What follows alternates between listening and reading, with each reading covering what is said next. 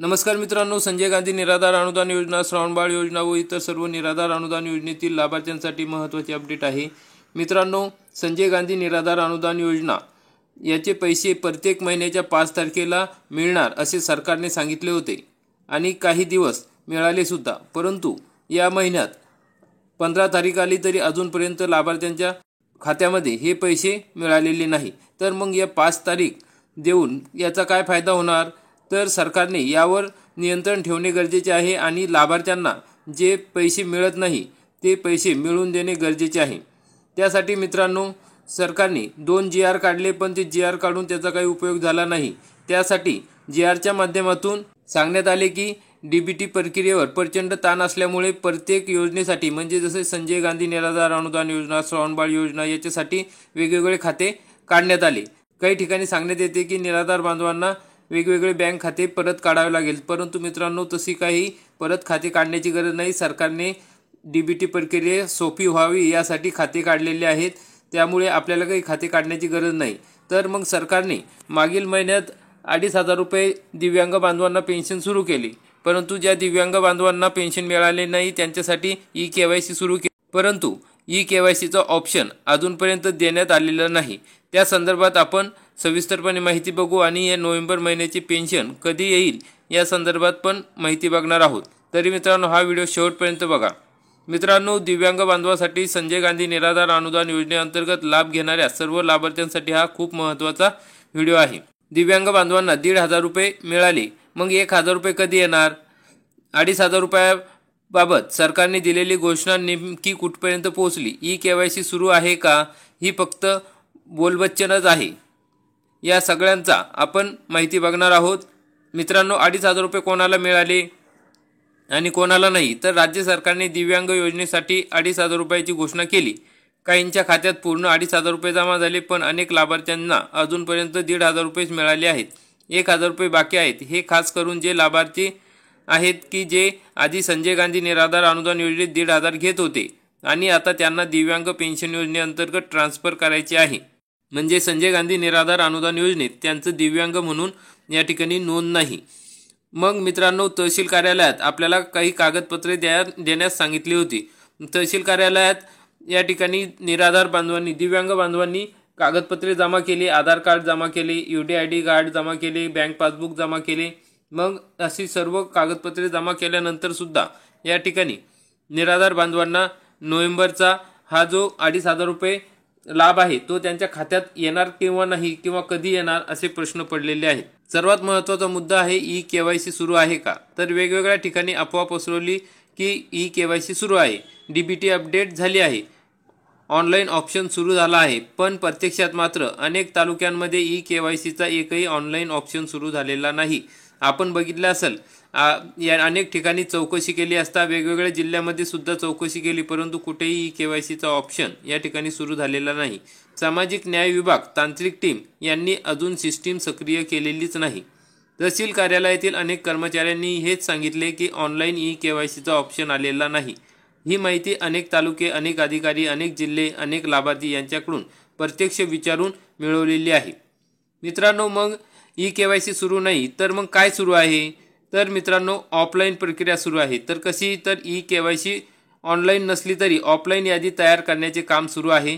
काही तालुक्यांमध्ये एक व्यक्ती संजय गांधी निराधार अनुदान विभाग जे आहे तहसील कार्यालय त्या ठिकाणी बसवलेले आहे, कर्मचारी बसलेले आहे। लोकांची माहिती घेणे, UDID कार्ड तपासणे, कागदपत्र ठेवून घेणे, ही फक्त यादी तयार करण्याची प्रक्रिया या ठिकाणी सुरू आहे।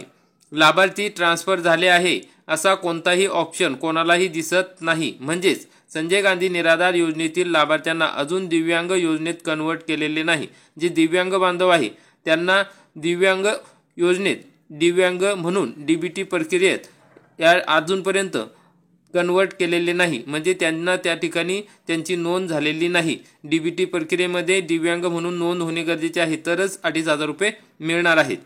तर मित्रांनो, विविध तालुक्यांमध्ये, जिल्ह्यांमध्ये पडताळणी करूनही निकाल तेच आहे। अनेक ठिकाणी फोन करून चौकशी केली तर बहुतेक सर्वांनी सांगितले आहे की ऑनलाईन ऑप्शन आलेला नाही, फक्त ऑफलाईन लिस्ट बनते आहे। काही तालुक्यांमध्ये अधिकारी लोकांना समजावून सांगतात की काम सुरू आहे, लवकरच पूर्ण पैसे येतील, पण त्यांच्याकडे सिस्टीममध्ये कोणतीही KYC ऑप्शन दिसत नाही।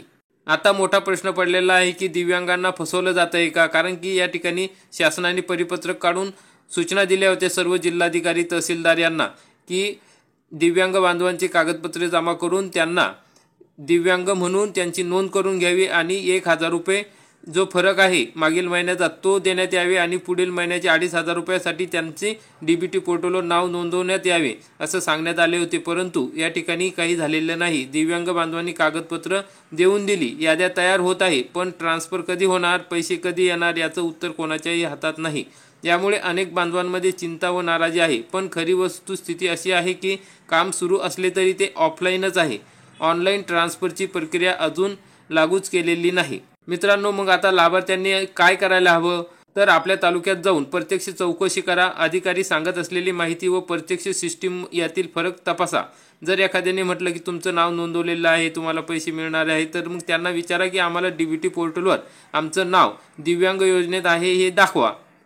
जर तुमच्या तालुक्यात ऑनलाईन प्रक्रिया सुरू असेल तर नक्की कळवा, कारण बहुतेक ठिकाणी ती सुरू नाही। तर मित्रांनो, अशा पद्धतीने अनेक ठिकाणी आपण चौकशी केली असता दिव्यांग बांधवांची नोंदी कुठेही ऑनलाईन झालेल्या नाही। तर मग हे संपूर्ण चित्र बदलण्यासाठी आपल्या सगळ्यांनी एकत्र प्रयत्न करणे गरजेचे आहे, आवश्यक आहे। दिव्यांग बांधवांसाठी योग्य लाभ वेळेवर पोहोचावा हाच आपला उद्देश आहे। तुमच्या तालुक्यात काही वेगळे असेल तर खाली कमेंटमध्ये जरूर कळवा। या महिन्याची पेन्शन ही आता सरकारच्या माध्यमातून 20 नोव्हेंबरपर्यंत देण्यात येणार आहे अशी विश्वसनीय सूत्रांकडून माहिती आलेली आहे। तरी मित्रांनो, जोपर्यंत DBT पोर्टलवर महत्त्वाची सूचना या ठिकाणी येत नाही, SAS MHAIT या ठिकाणी जी सूचना येते की DBT प्रोसेस सुरू झालेली आहे, काही कालावधीसाठी हे पोर्टल बंद राहील कारण की DBT प्रक्रिया सुरू झालेली आहे। तर अशा पद्धतीचे नोटिफिकेशन किंवा मेसेज आल्याशिवाय आपल्याला खात्रीशीर सांगता येत नाही की हे पैसे कधी जमा होतील। परंतु ज्याप्रमाणे आपण मागच्या व्हिडिओत बघितलं की मंत्रालयात आपण अधिकाऱ्यांशी माहिती मिळवलेली होती, आपल्या बांधवांनी माहिती मिळवलेली होती, त्यानुसार आता 20 तारखेपर्यंत हे पैसे खात्यात येऊ शकतात अशी माहिती दिलेली आहे मित्रांनो। कारण की आपल्याला खात्रीशीर माहिती या ठिकाणी देता येत नाही, हा एक अंदाज आहे। त्यांनी सांगितलेलं आहे की 20 तारखेपर्यंत हे पैसे लाभार्थ्यांच्या खात्यात जमा होतील। तर अशा प्रकारची महत्त्वाची अपडेट आहे। निराधार बांधवांनी काळजी करू नये, लवकरच हे पैसे त्यांच्या खात्यात जमा होतील। जास्तीत जास्त निराधार बांधव, दिव्यांग बांधवांपर्यंत हा व्हिडिओ शेअर करा। व्हिडिओ आवडल्यास व्हिडिओला लाईक करा आणि चॅनलला सबस्क्राईब करा। धन्यवाद। जय हिंद, जय महाराष्ट्र।